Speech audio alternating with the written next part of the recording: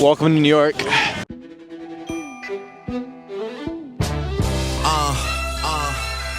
Young money, yeah. NYC, the Big Apple. Here we are. A couple things planned. We're prepping the event. Got we got 10 brands, 18 total people coming to the first ever event, NYC. Super exclusive. Equinox Hotel, Zoom at the peak. Very excited for it. Right now we are on the way to Times Square. I have a celebrity endorsement campaign that we ran for my brand that's going up in Times Square with some billboards, which would be super cool to see. And then yeah, we'll take you behind the scenes for the event. Yo, it's actually fucking sick though, I'm not gonna lie. That's pretty cool. You probably saw in the clip, we're gonna blur it out, but it was just up there for approximately 3.4 seconds. They showed it a couple times per hour all day long, did it for a couple days. Wouldn't recommend. The promotion does terrible. It definitely does not make much money at all. We ran the promotion on TV and a bunch of other places as well. Didn't do great, but it's just cool to see that we've come this far. We're showing up in Times Square now. So nonetheless, it's a cool moment. Doesn't perform great, but who knows, we'll do more celebrity endorsements in the future. So, morning of the event, it's pretty early. Didn't get too much sleep, but we're heading down to the meeting room. Team's prepping everything. Got to go set up a bunch of personalized gifts and things like this for all the guests coming, which would be super, super cool. Lay it all out. It should be super sick. Connect the computer, connect the AV, run through everything, make sure it's all good. Talk to Vince, make sure the questions are all good to go with the roadmap of what we have for the talk is all planned out, ready to go. 9 a.m. the guests will start arriving. We will then start with breakfast, coffee, that kind of stuff. And then yeah, we start with my talk, hot seat with Vince. Then we go rip some pickleball, which I'm excited for, and then it'll just overall be a good time. We'll go there, set it up. Probably run through my talk one more time, give it a good practice, and then be good to go.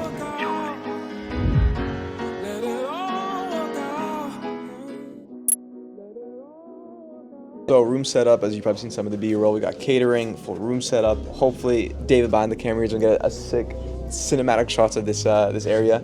Super excited. We got about 30 more minutes till people start coming in for breakfast, coffee, etc. I'm just gonna run through my slides one more time, make sure everything's good connected. We got music bumping, ready to go. So then we got into my conversation here, which was all about 8-figure team management and systems, starting with, hiring, how you actually go through the hiring process, find good people, where do you find them, what's that process really look like, as well as once they are in, how do you onboard them, actually build them into the culture with a good level of accountability. Where a lot of people go wrong is that they hire, but because it's remote work, there's really no accountability. You have to check and manage them all the time, etc. And so after we went through the hiring, I then dove into our project management system, our meeting systems, the meeting structures, and our entire operating system, daily, weekly, monthly, and quarterly, to run a remote team that's super highly effective, where your management only should be checking one sheet once a week, and that's your management.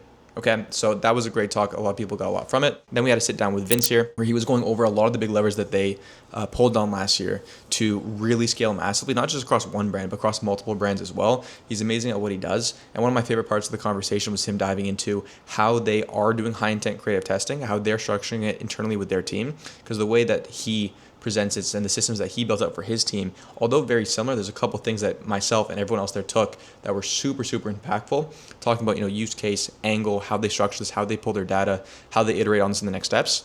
So that was super useful. And then he went into some of these other levers, like expanding worldwide, fulfillment, operations, hiring, and a lot of these other things that he pulled on to really scale to the next level.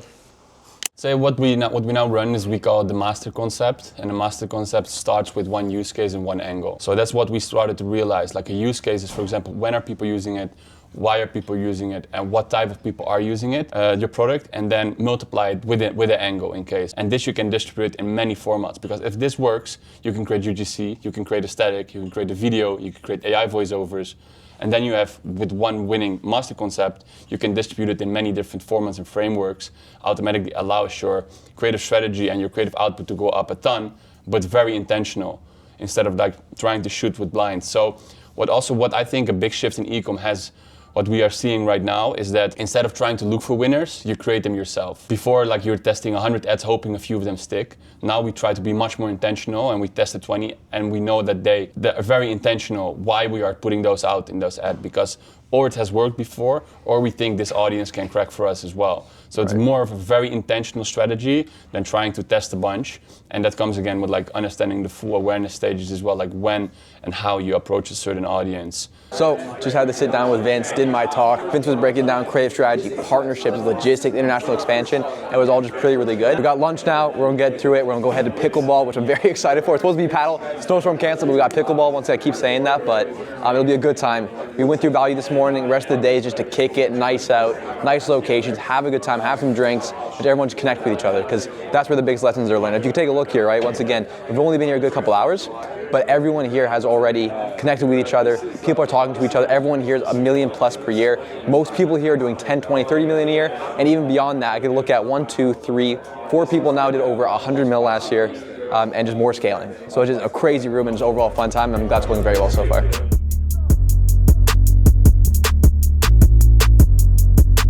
At pickleball, fully booked out, golf simulators. We're gonna get started, have a good time, get a good sweat in, and then just overall, you know, just have some fun. Dante's on my team.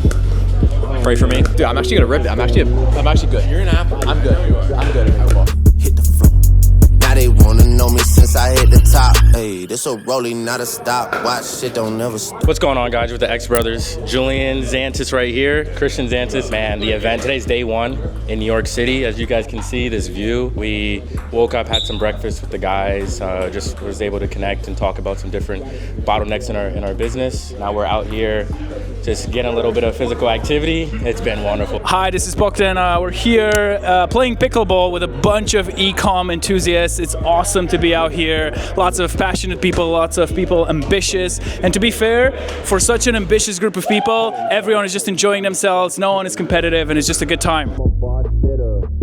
Nina Zuma, he's a beautiful, beautiful man over here. Private dinner, private bartender, have some drinks, continue talking business. My boy Vince is pulling out. It's been a pleasure having him out, same with all the other clients. And we have a good time. Drinks. Cheers. Cheers. I told this to my way, you gotta go on more. So like when you develop, you like.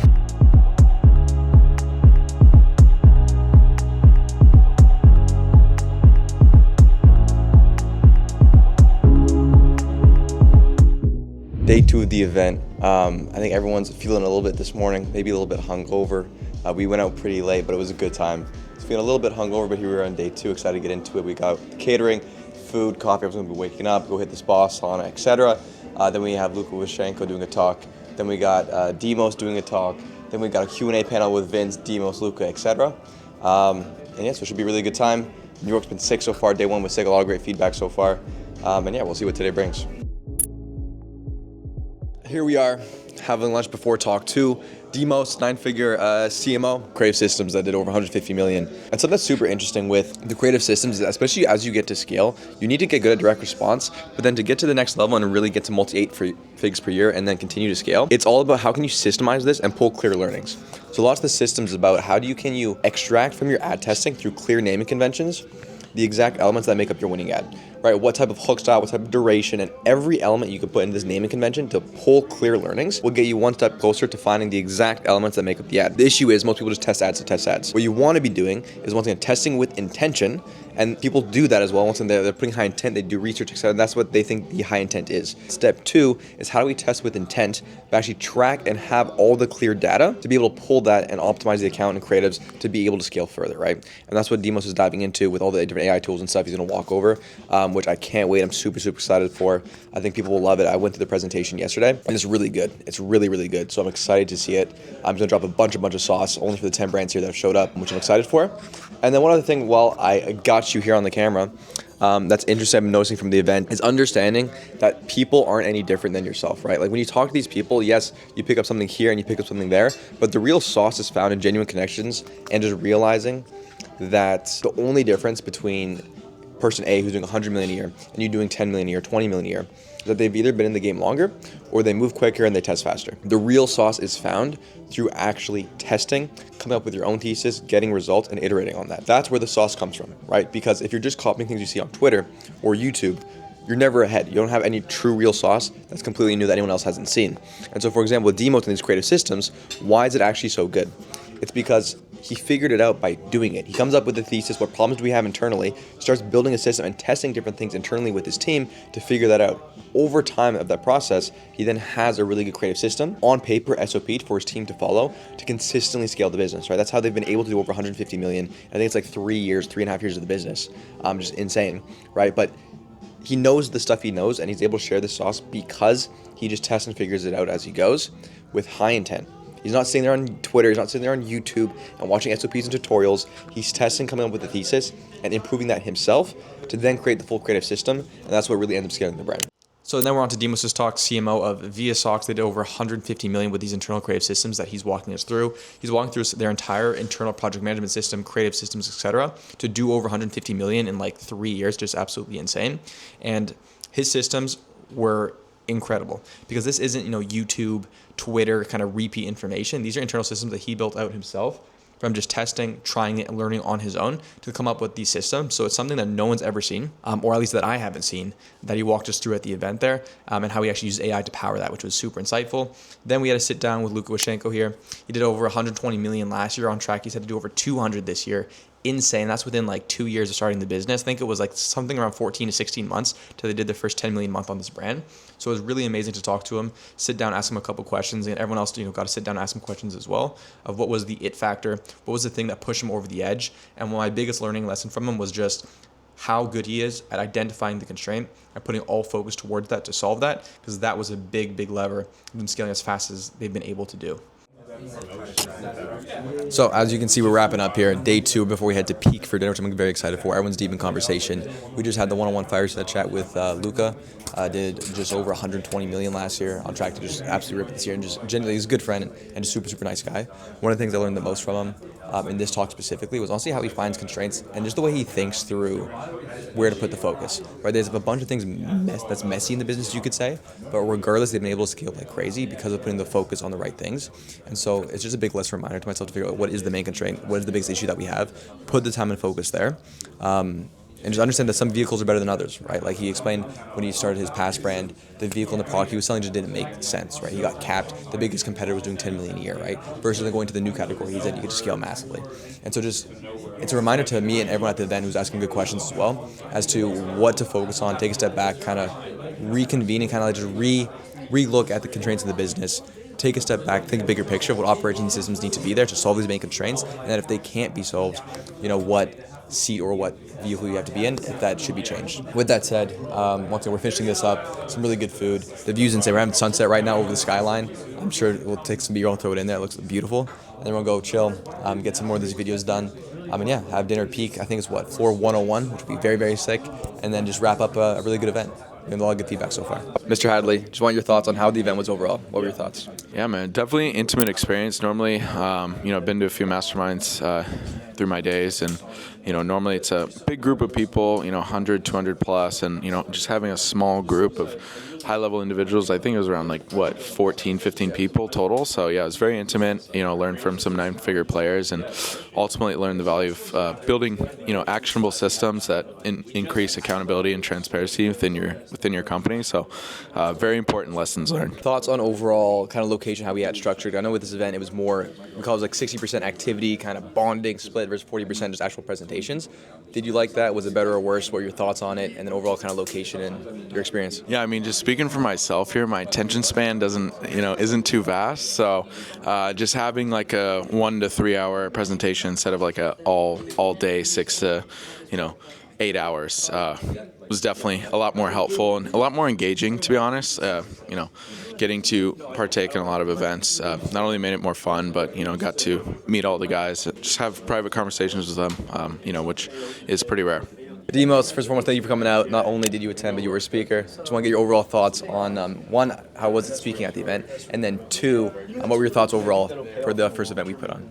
Yeah, first thought was very high level. I think it was really great to bring together people from all different levels of business, 6 figures, 7 figures, 8 figures, 9 figures. That's what I talked about. And everybody has sauce to give. Lucas, who was attending, had a really good analogy. You can be level 10 in revenue, but level 3 in systems, and that's why there's always something to learn. So that was very good. From a presentation standpoint, got to give a few insider information tips on our business, and hopefully that takes people away and they get a better understanding of how to run a good creative system. So sweet. And one last question I have for you is, obviously you yourself are a very high level operator. Were you able to take away some learnings from this event? Absolutely. I mean, just like I said, we might be a level 10 in systems, but we're not necessarily where we want to be in revenue size. So to be able to talk to people that were bigger than us in revenue and see what got them there, what was that it factor, that was great. So got to hear from a lot of people that had some interesting journeys, and definitely got sauce from it. Final night, final dinner, closing off the event strong. Got the top places NYC, absolutely insane. We have a private room here as well, which you're gonna take a look at and see. And there's the view's insane. Like the city just lights you up, and I cannot think of a better place to end the event than literally just being on the top of NYC. It's just fucking sick. Walking Chanel, they like, how the fuck you need more Chanel?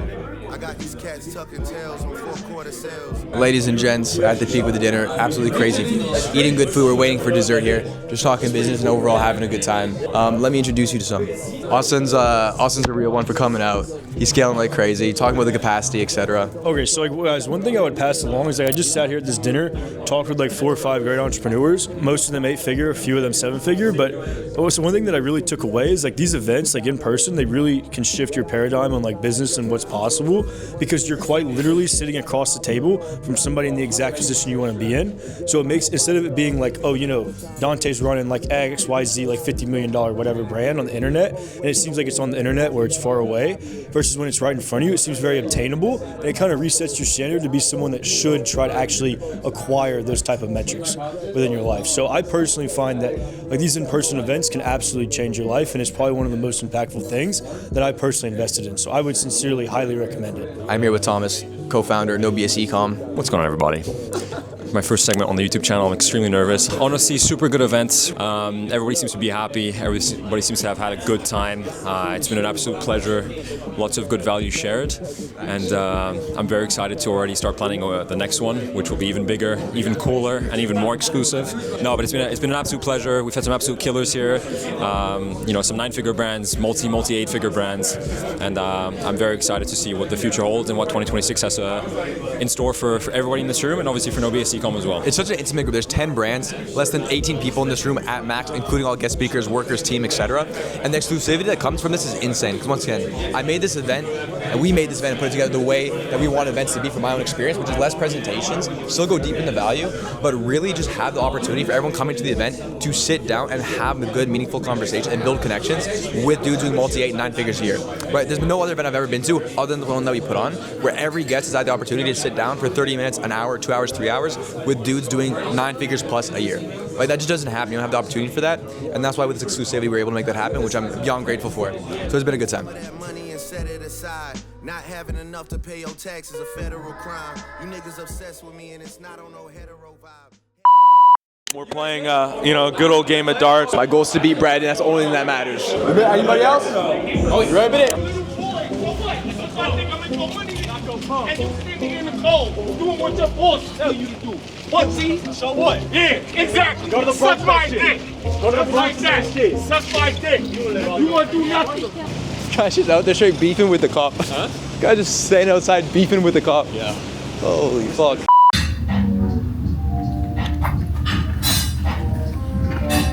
Healthy lunch. What are you eating? 2 cookies. Lunch of champions, Dave. Lunch of champions.